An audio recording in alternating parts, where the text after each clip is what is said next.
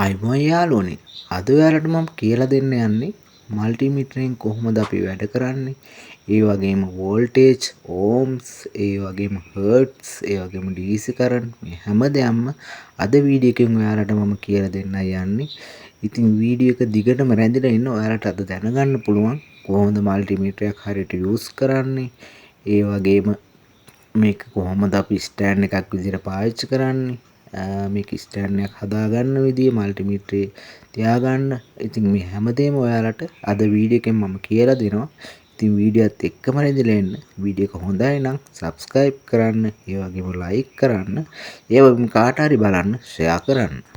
ඉතින් යාළුවනේ අපිට පුළුවන් මේ මල්ටිමීටරේ ඔයාලටම දැන් මේ පේනවා ඇති මේ පේන තුඩු දෙක මේ වගේ මේ කොටස් දෙකක් තියෙනවා. මේ කොටස් දෙකට තියලා අපිට පුළුවන් මේකේ පියන මේ මල්ටිමීටරේ ස්ටෑන්ඩ් එක විදිහට පාවිච්චි කරන්න. එතකොට අපි මේක හරි ලේසියෙන්ම අපිට පාර්ට්ස් චෙක් කරනකොට බලා ගන්න පුළුවන්. ඔන්න ඔයාලට බලා ගන්න පුළුවන් මෙන්න මේ විදිහට තමයි ස්ටෑන්ඩ් එකක් විදිහට මල්ටිමීටරේ පියන තියාගන්නේ. ඉතින් ඔයාලත් මේ විදිහට තියාගන්න. එතකොට හරිම ලේසි පාර්ට්ස් චෙක් කරන්න.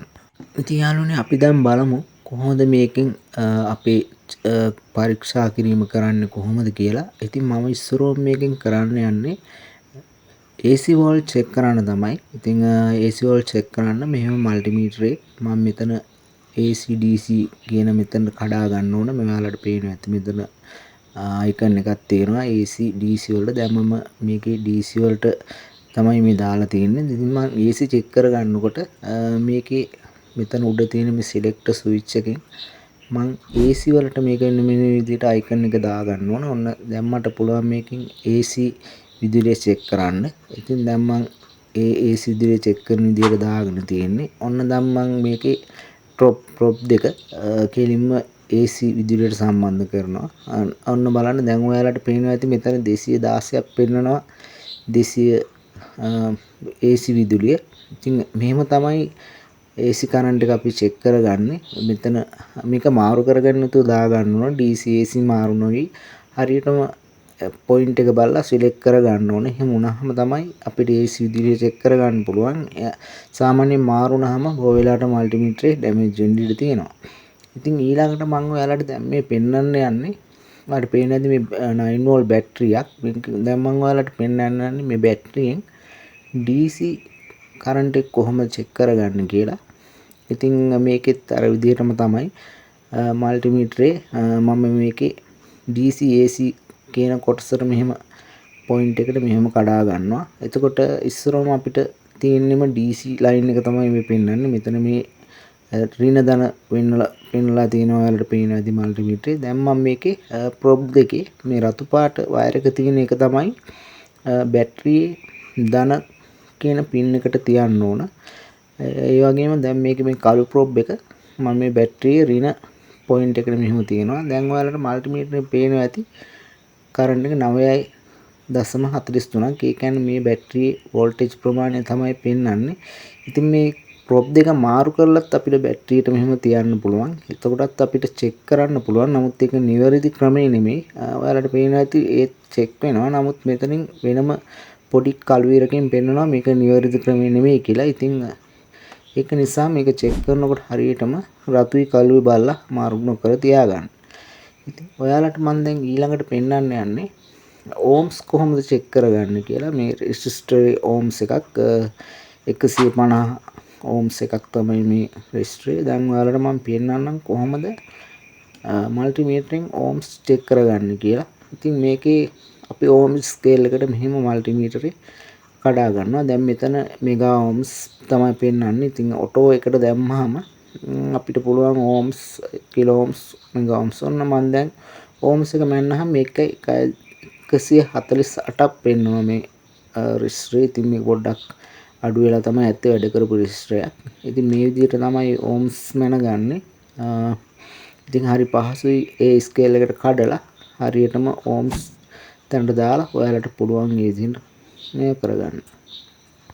ඉතින් දැන් ඔයාලට මම පෙන්වන්න යන්නේ මේ ඩයොඩ් කියන එක කොහොමද චෙක් කරගන්නේ කියලා. ඉතින් මේ මං අතේ තියෙන ඩයොඩ් එකක්. මම මේ ඩයොඩ් එක තමයි දැන් මේ මල්ටිමීටරෙන් චෙක් කරන්න යන්නේ. මෙතනත් අපි ඉස්සරවම මේ මල්ටිමීටරේ මේ ස්කේල් එක මේ ඩයොඩ් එක චෙක් කරගන්න ඕම්ස් මෝඩ් තියෙන තැනට මෙහෙම මල්ටිමීටරේ මෙන්න මේ රවුම ස්කේල් එකට කඩා ගන්නවා ඕම්ස් තියෙන කොටසට. දැන් ඊට පස්සේ අපිට මේ සිලෙක්ටර් ස්විච් එකෙන් මේ ඩයෝඩ් මාක් එක තියෙන තැන මෙහෙම සිලෙක්ට් කරගන්න ඕන. ඔයාලට දැන් පේන්නේ නැති මෙතන ඩයෝඩ් මාක් එක.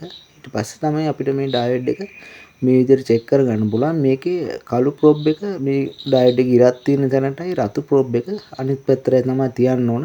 ඔන්න එතකොට චෙක් කරනවා බලන්න 384ක් පෙන්නනවා. ඉතින් මේක තමයි මේකේ ප්‍රමාණය. ඊට පස්සේ අපි මේ ප්‍රොබ් දෙක මාරු කරලා තිබ්බොත් මේක වැඩ කරන්නේ නැහැ. ඒකෙන් අපිට හිතා ගන්න පුළුවන් මේ ඩයෝඩ් එක පිච්චිලා නැහැ කියලා තමයි මේ පෙන්වන්නේ. මොකද දෙපැත්තම මැර කරොත් මේ අනිවාර්යෙන් ඩයෝඩ් එක පිච්චිලා. ඉතින් ඔයාලට ඊළඟට මම පෙන්වන්න යන්නේ මේකේ බලන්න මේ බසර් කියලා එකක් තියෙනවා. අපි බසරකින් කරන සාමාන්‍යයෙන් මෙහෙම වයර් එකක් ගත්තාම මොනවා හරි දෙයක මැද ඩැමේජ් වෙලා තියෙනවා නම් අපිට කන්ටිනියුටි බසර් එකකින් බලන්න පුළුවන්. බසර් මෝඩ් එකට කඩලා වයර් එකක් ඇතුලේ කැඩලා නම් ඒ වගේ දෙයක් මේ බසර් මෝඩ් එක දාලා අපිට චෙක් කරගන්න පුළුවන්. ඉතින් මේකත් ඕම්ස් එකට කඩලා ඉවරලා සිලෙක්ටර් එකකින් මේ විදිහට බසර් මෝඩ් එකට අපි සිලෙක්ට් කරගන්නවා. ඔන්න ඔයාලට මම දැන් ඊළඟට පෙන්නන්නම් කොහොමද මේ බසර් මෝඩ් එකෙන් අපි මේ වයර් එක ඇතුළ කැඩලා නැහැ කියලා කන්ටිනියුටි තියනවාද කියලා බලා ගන්න පුළුවන්. මේ බසර් මෝඩ් එකේ මෙහෙම දෙපැත්තට ඔන්න මම දැන් තියනවා. එතකොට ඔයාලට මේ බසර් සවුන්ඩ් එක ඇහි. ඔන්න බලන්න. ඔන්න ඔය විදිහට බසර් සවුන්ඩ් එක ඇහෙනවා. ඉතින් මේ බසර් සවුන්ඩ් එක ඇහුනහම ඒ කියන්නේ මේ වයර් එක හොඳයි. එහෙම තමයි මේ කන්ටිනියුටි බසර් දාලා අපි චෙක් කරගන්නේ මල්ටිමීටරෙන්. මේ යම් වයර් එකක් මැදින් කැඩලාද හොඳයිද කියන එක හරියටම චෙක් කරගන්න පුළුවන්. බසර් මෝඩ් එකට මේ විදිහකට සිලෙක්ට් කරගත්තා. ඉතින් දැන් ඔයාලට මම පෙන්නන්නේ මේ අන්තිම ඕම්ස් ස්කේල් එකේ අන්තිම තැන. ඒ කියන්නේ PF එකක් චෙක් කරගන්න විදිය තමයි ඒකෙන් බලන්න පුළුවන්. ඉතින් මේකෙත් මම මේකේ ඕම්ස් ස්කේල් එකට කඩලා මෙතන සිලෙක්ට් එකෙන් මේ NF කියන තැනට මේ සිලෙක්ටර් ස්විච් එකෙන් මම සිලෙක්ට් කරගන්න ඕන මෙහෙම. ඔන්න මම දැන් NF කියන එකට තමයි වැටෙන්නේ. ඒ කියන්නේ අපිට PF චෙක් කරගන්න පුළුවන් මෙහෙම. ඔන්න දැන් මම බලනවා මේකේ කොහොමද මේක චෙක් කරගන්නේ කියලා ඔයාලට දැන් පේන්නේ. මම මේකේ ප්‍රොබ් දෙක මෙහෙම PF එකේ දෙපැත්තට මෙහෙම තියනවා. තිබ්බහම ඔන්න බලන්න දැන් ඔන්න චෙක් වෙනවා 10.88ක් පෙන්වනවා. ඉතින් මේ විදිහට තමයි PF එක චෙක් වෙන්නේ මේකේ. සාමාන්‍ය මේක පිච්චිලාම තිබ්බනම් ඕම්ස් එකක් තමයි පෙන්වන්නේ. දැන් මේකේ කිලෝ ඕම්ස් වගේ ප්‍රමාණයක් තමයි පෙන්වන්නේ. ඒක තමයි PF එකේ අගය. ඊට පස්සේ ඔයාලට දැන් මම පෙන්වන්න යන්නේ හර්ට්ස් කොහොමද චෙක් කරගන්නේ කියලා. ඒ කියන්නේ අපේ ගෙදර තියෙන ප්ලග් පොයින්ට් එකට එන හර්ට්ස් එක සාමාන්‍යයෙන් 50. ඉතින් මම දැන් ඔයාලට පෙන්වන්න යන්නේත් ගෙදරට එන ප්ලග් පොයින්ට් එකේ තියෙන ප්‍රමාණය තමයි.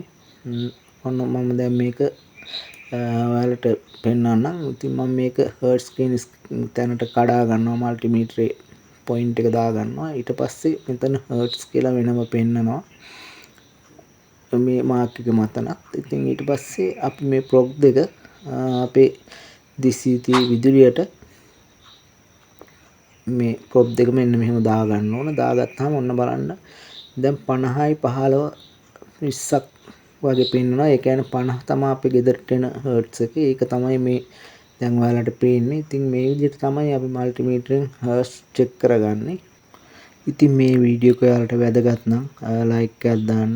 ඒ වගේම subscribe කරන්න. ඒ වගේම share කරන්න. ඒ වගේ මොන හරි ප්‍රශ්න තිබ්බොත් කමෙන්ට් එකක් දාන්න කියලාත් මම ඔයාලගෙන් ඉල්ලීමක් කරනවා. ඉතින් වීඩියෝත් එක්ක රැඳිලා හිටියට ගොඩක් ස්තුතියි. තවත් වීඩියෝ එකකින් අපි නැවත හමු වෙමු.